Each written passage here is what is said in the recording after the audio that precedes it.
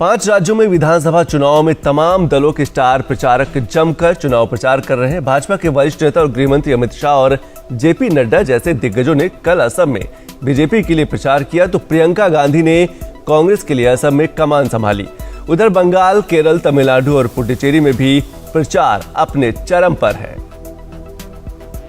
राज्यों और एक केंद्र शासित प्रदेश में होने वाले विधानसभा चुनावों में अपनी जीत सुनिश्चित करने के लिए सभी राजनीतिक दल एड़ी चोटी का जोर लगाए हुए हैं। अभी सबसे ज्यादा गहमा गहमी असम और पश्चिम बंगाल में देखने को मिल रही है, जहां 27 मार्च को पहले चरण का चुनाव होना है।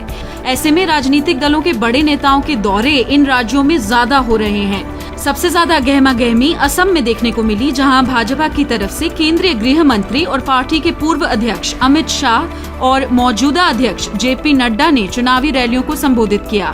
वहीं कांग्रेस की स्टार प्रचारक प्रियंका गांधी ने भी असम में ताल ठोकी। गृह मंत्री अमित शाह ने असम के जोनाई, माजुली और उदलगुरी में जनसभाओं को संबोधित किया। अमित शाह ने राज्य में कांग्रेस और AIUDF गठबंधन पर सवाल उठाए। उन्होंने कहा कि राज्य में सत्तारूढ़ भाजपा सरकार ने आतंकवाद, अस्थिरता और घुसपैठ से लोगों को मुक्ति दिलाई है। भाजपा अध्यक्ष जेपी नड्डा ने राज्य के डिब्रूगढ़ में एक चुनावी जनसभा को संबोधित किया।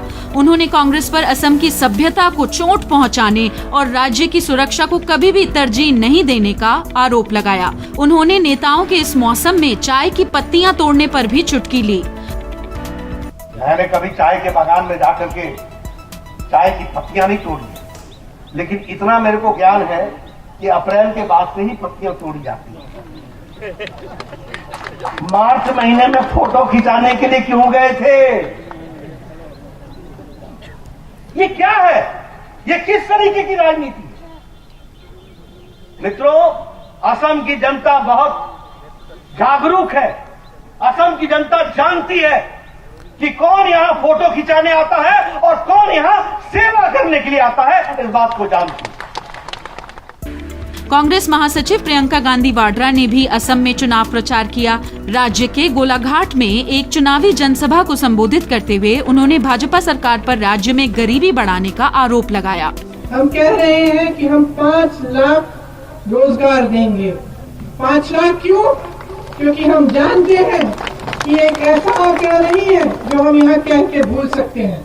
हम जानते हैं कि जब हम 5 लाख नौकरी कह रहे हैं, 5 लाख रोजगार कह रहे हैं, तो हम उसको कर सकते हैं। मैं विशाल सभा के सामने कांग्रेस के राहुल गांधी को पूछना चाहता हूं, राहुल बाबा, आसाम की जनता को बताओ, एक गोदी में बदरुद्दीन अजमल को बिठाकर आप आसाम को कैसे घुसपैठिया मुक्त बनाओगे भाई?